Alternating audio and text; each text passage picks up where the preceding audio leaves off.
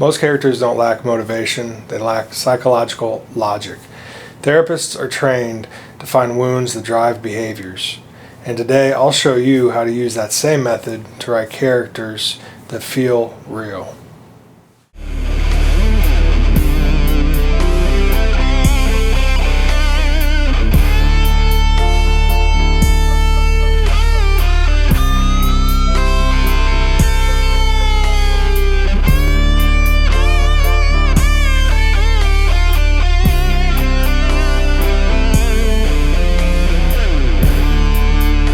I'm Jack Lawrence, award-winning and best-selling mystery writer and former therapist. On this channel, I teach writers how to use real psychology and systemic theory to create unforgettable characters who are believable, who have believable conflict, and stories that readers just can't put down. If your character feels flat, inconsistent, or confusing, this video is going to fix that. First, let's talk about what motivation really is. Writers often think motivation means what a character wants. Therapists know motivation has nothing to do with what a person really wants. It's more about what a character or a person is protecting. Every human behavior answers one question: what emotional threat am I defending against? Now, threats can come from a lot of different places, but typically it's rejection, abandonment, shame, powerlessness, or even loss of control, or the fear of losing control. Your character's goal, or whatever is driving the plot, is really just the surface of all of that.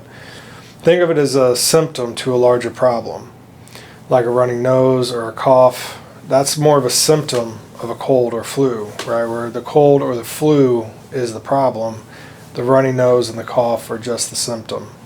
The obvious problem, right? My nose is running, I'm coughing, I have a headache, my body hurts. Those are the things that you view as the problem, when in reality, until that virus is gone, those things are going to keep happening. It's the same thing with your character and what's driving them or motivating them. What the character or what the readers see is oftentimes just surface level. You have to create that true root that's underneath everything. If we talk about core wound framework, here's kind of a therapist shortcut. Ask yourself 3 primary questions when you're creating and building your characters. What hurt them before the story ever even began?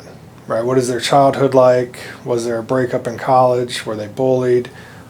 Did they go to war? What was it that caused that initial hurt before they're ever introduced to the reader? What belief did they form of themselves and of the world because of this hurt? Right? Are they unlovable? Are they not worthy of something? Are people untrustworthy? Can they not put their trust in others?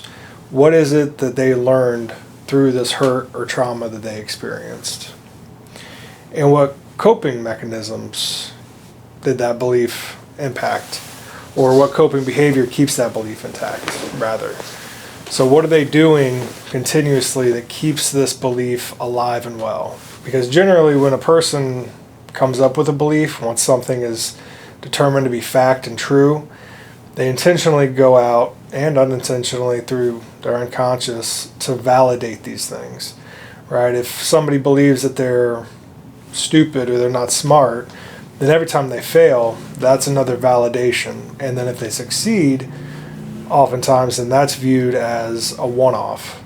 Even if they do have success and it's a one-off, a lot of times they view it as luck, whereas they make a minor mistake, it blows up, everything is their fault, they're dumb, they can't do anything right.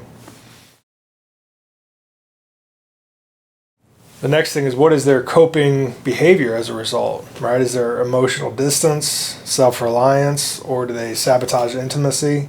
If they believe they're not worthy of love or they're not valuable, then they might sabotage their relationships, friends, family, romantic partners, create emotional distance, right? They're closed off. They don't want to talk about things. They shut down when things get a little bit tense. What is that coping mechanism that was created through this action or this trauma and this belief that they're living? Because when you do that, every decision and every action that the character does makes perfect sense because it all aligns with the trauma, which is the root cause, and their behavior, which is the symptom.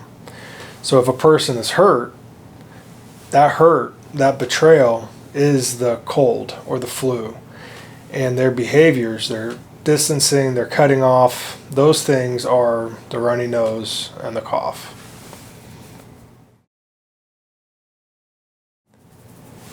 And one thing that I see a lot of writers get wrong is the motivation often changes just to serve the plot, which is not realistic, and it pulls the reader right out of the story. Nobody changes their motivation at the drop of a hat. Motivation and coping mechanisms, those things aren't things that are going to change overnight. Characters who act brave in one chapter and then absolutely terrified the next, right? These are core actions, core beliefs. You're either brave or you're not. Now, sometimes in extreme situations, a person can act brave in despite of fear. But is this fear or is this bravery a core belief or a core trait that they have? If they're scared, the first 3 chapters and then all of a sudden they're brave, it's going to draw the reader away. It's not going to make sense. It's not going to flow. And it's happening just to serve the plot. And the goals of the character without any emotional stakes. So if the character fails in whatever their goal is, there has to be a heavy emotional stake. Otherwise, why invest? Why are you invested? Why is the character invested? And why would readers want to be invested? If there's no emotional stake that the reader can relate to, then it's just a book that they're either going to do not finish, or if they do finish it, it's not something that's going to stick with them. It's not something that's going to touch them. So no matter what genre you write in, there has to be an emotional stake, something that hangs in the balance of this character reaching this goal. So one of the ways that you can fix this is before you ever write a scene, ask yourself, what is my character afraid of emotionally right now? Am I going to be hurt? Am I going to be let down? Am I going to let my family down? Am I going to be alone forever? Right? What are the emotional stakes this character has if something were to go wrong right now?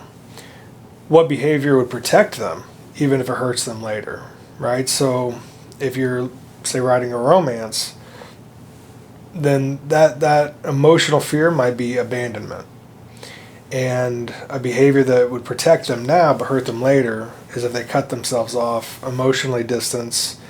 They're protecting themselves right now in the moment, but later, long term, it's obviously something that's going to hurt them. So if you want characters driven by real psychology, then subscribe, like, share. Every week I'm going to break down how people really act, how they really think, how relationships really work, so that you can put that in your writing and create a realistic book that people just cannot put down.